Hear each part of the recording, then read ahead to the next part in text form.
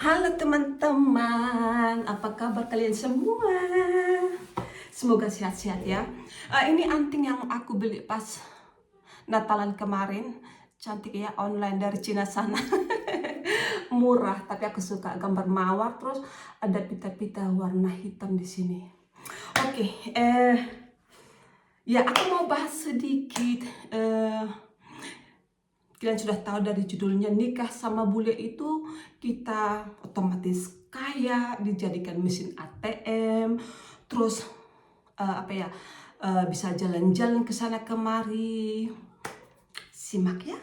Oke, jadi waktu aku di Jerman dulu teman-teman, dulu ya kita tinggal di Jerman sekitar, aku selalu salah hitung, 15 tahun gitu. Atau 14 tahun setengah, 15 tahun lah gitu ya. Terus kita pindah ke Swiss. Sekarang kita sudah di Swiss, sudah ada sekitar 1,5 tahun.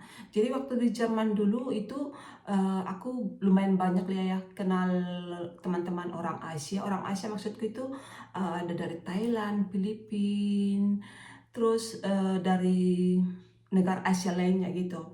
Nah, ada beberapa 2-3 orang yang curhat ke aku tanpa aku minta. Mereka itu sampai pusing gitu karena harus menghidupi keluarganya gitu. Aku bilang lah dulu si ayah, dia pernah curhat ke aku. Dia memang umur berapa waktu itu ya, 44 waktu itu. Tapi mungkin dia nikahnya sangat muda. Terus dia udah punya anak dan sudah menikah dan sudah punya cucu teman-teman. Iya, jadi udah punya cucu.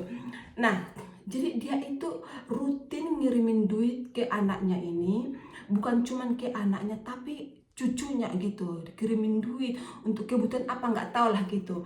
Jadi dia curhatnya itu kayak pusing sampai pusing gitu. Itu yang pertama. Terus yang kedua si B gitu ya.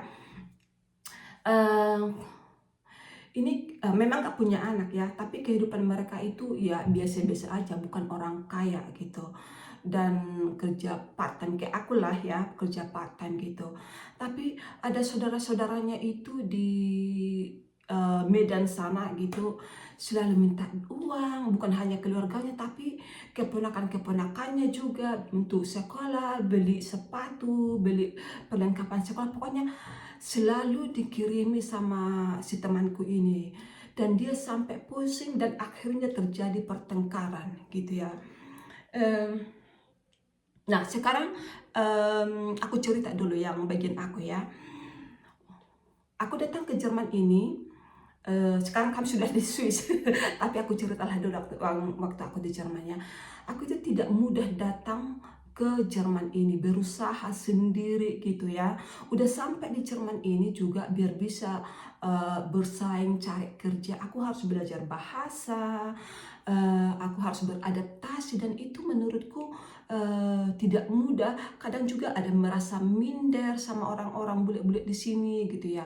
Jadi biar aku bisa kerja itu, karena aku juga sendirinya nggak mau duduk di rumah gitu. Aku pengen menghasilkan duit sendiri gitu ya. Sebaik apapun suami kita, pengennya suami kita juga mandiri gitu ya, bisa kerja walaupun hanya part time gitu.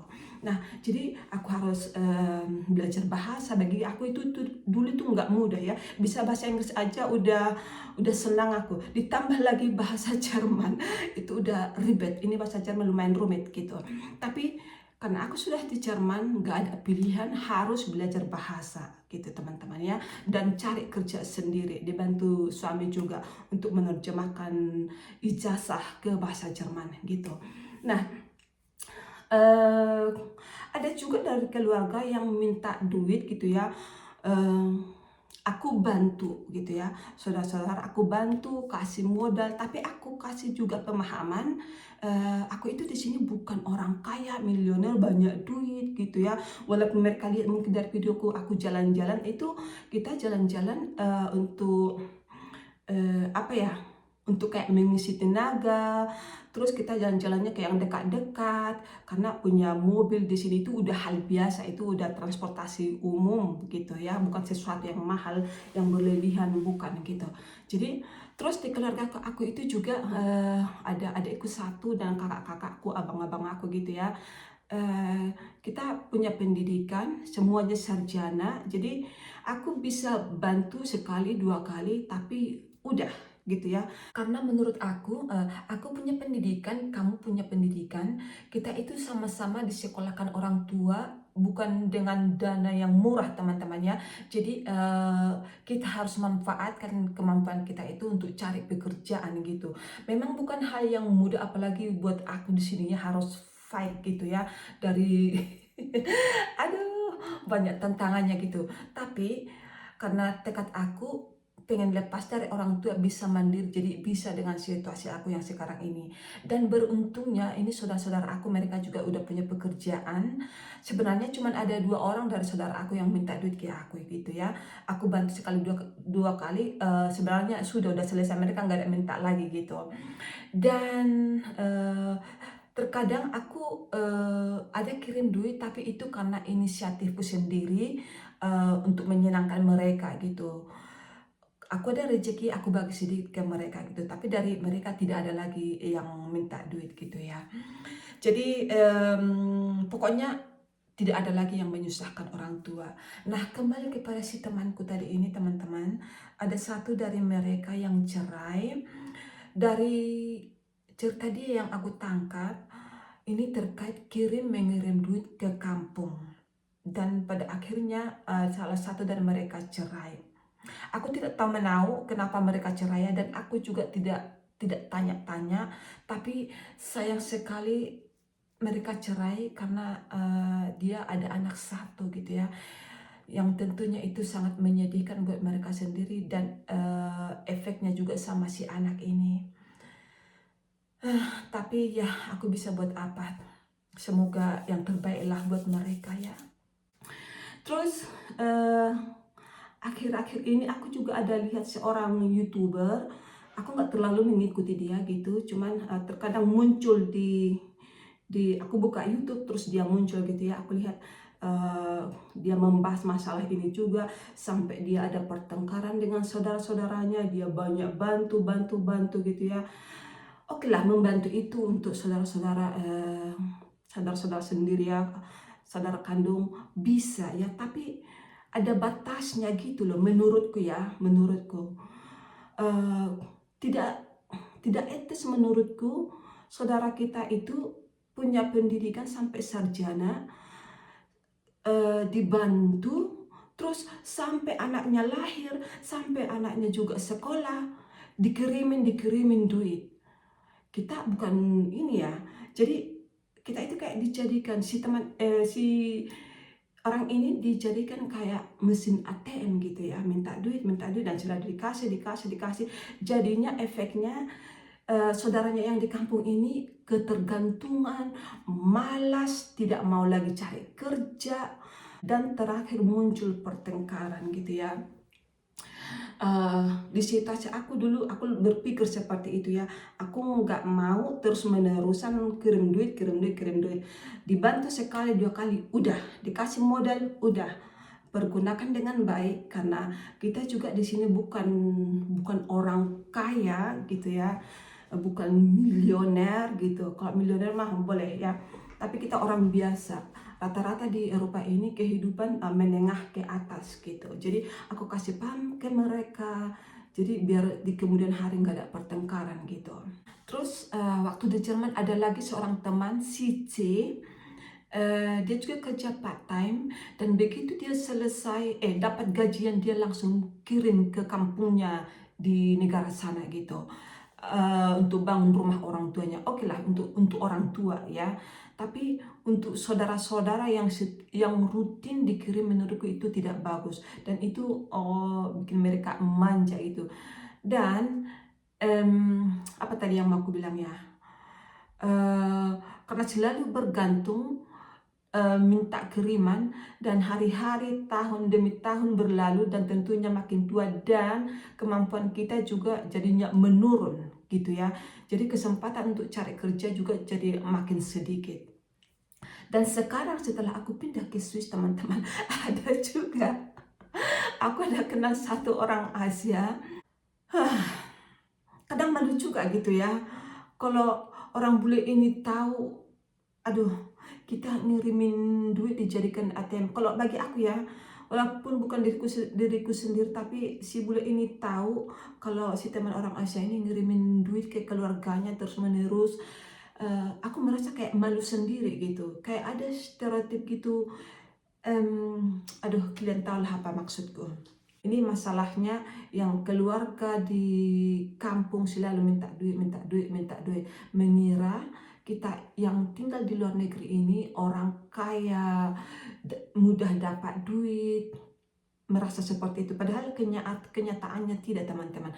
Kayak aku gitu ya, aku harus kerja, harus nyimpan duit, berhemat, terus biar bisa beli rumah atau apartemen. Nah, apartemen ini sekarang sudah milik kita, tetapi bukan berarti aku tidak ada kontribusi di situ ya. Ini apartemen milik kita, aku harus apa ya?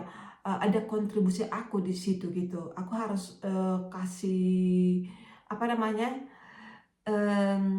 Dari duit aku, dari hasil kerja aku juga harus bayar. Walaupun gimana ya, untuk beli rumah ini, apartemen ini, tentunya uang suami lebih banyak dibandingkan aku, karena aku kan kerja part time dan suami full time. Tapi setidaknya aku punya kontribusi untuk bisa beli rumah ini, seperti itu.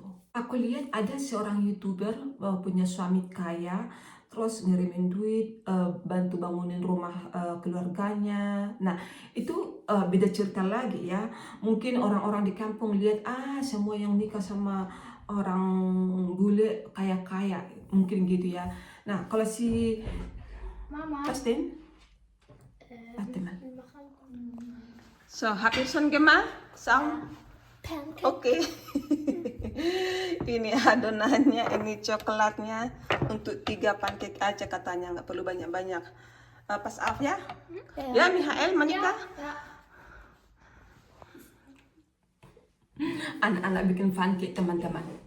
Ya, jadi ada beberapa memang orang kita yang nikah sama bule yang kaya ya, itu rezeki mereka gitu ya. Aku nggak iri, semua orang itu udah punya rezeki masing-masing gitu. Mungkin banyak yang lihat video-video mereka itu dan mengira bahwa yang nikah sama bule ini semuanya kaya, mungkin seperti itu ya, padahal tidak sama sekali. Banyak juga yang dari kita harus kerja dan bersusah payah gitu. Aku pernah jelaskan ke saudara-saudara aku di Indonesia gitu ya, kalau aku punya anak 2 dan tentunya aku punya tanggung jawab gitu ya, nggak bisa kirim-kirim duit gitu, dan mereka paham gitu ya. Tidak semua saudara-saudara aku minta duit, tidak cuma ada 1-2 orang gitu. Nah, setelah aku jelaskan seperti itu, mereka nggak ada lagi minta duit, teman-teman. Dan beruntungnya mereka mengerti gitu ya. Nah, kalau sama orang tua, tidak diminta pun memang aku kirim gitu ya. Itu kayak, gimana ya, itu seperti penghargaan kita gitu. Karena kan orang tua yang menyekolahkan kita, yang menjaga kita gitu. Jadi kayak mengucapkan terima kasih walaupun itu tidak terbayarkan. Apa ini bahasa Indonesianya, walaupun tidak bisa balas budi gitu, tapi setidaknya apa yang bisa kita lakukan untuk orang tua kita lakukan. Nah, itu beda ya, untuk bagaimana perlakuan kita ke orang tua sama saudara-saudara itu beda ya. Ini orang tua sudah tua, walaupun mama memang masih ada dapat gaji gitu dari pemerintah, tapi aku tetap kasih sedikit gitu. Nah, untuk itu mah beda sama saudara-saudara yang lain gitu. Dan saudara-saudara yang lain ini harusnya juga mengerti, paham jangan bikin kita malu sama keluarga suami bule gitu. Karena dari mereka itu saudara-saudara suami nggak ada minta-minta duit, mereka semua mandiri gitu. Jadi harus menjaga harga diri kita juga seperti itu. Jadi buat saudara-saudara yang di kampung gitu ya, orang-orang yang punya keluarga di luar negeri gitu ya, sebaiknya mengertilah ya. Minta bantu sama saudara yang di luar negeri boleh, tapi ya ada batasnya gitu. Karena ya harus jaga juga lah harga diri keluarganya sama keluarga pihak laki-laki gitu. Apalagi kehidupan di Eropa ini tidak tidak murah teman-teman ya, apalagi di Swiss ini, terus di Jerman, aduh mahal kehidupan di sini teman-teman. Itu makanya suami istri itu harus bekerja, terus nyisihkan gaji biar bisa jalan-jalan gitu. Kita itu bukan mudah cari duit gitu ya, kita punya duit karena kita bekerja gitu ya. Jadi biar saudara-saudara kita di kampung sana juga mengerti hal itu dan rajin bekerja, jangan malas-malasan gitu. Kalau malas kerja ya jangan salah kalau kehidupanmu kekurangan gitu. Karena kita juga di sini kalau malas kerja ya kekurangan gitu. Nah, kita bisa beli ini itu karena kita kerja, kita menabung, jadi bisa menikmati hasil kerja keras kita seperti itu.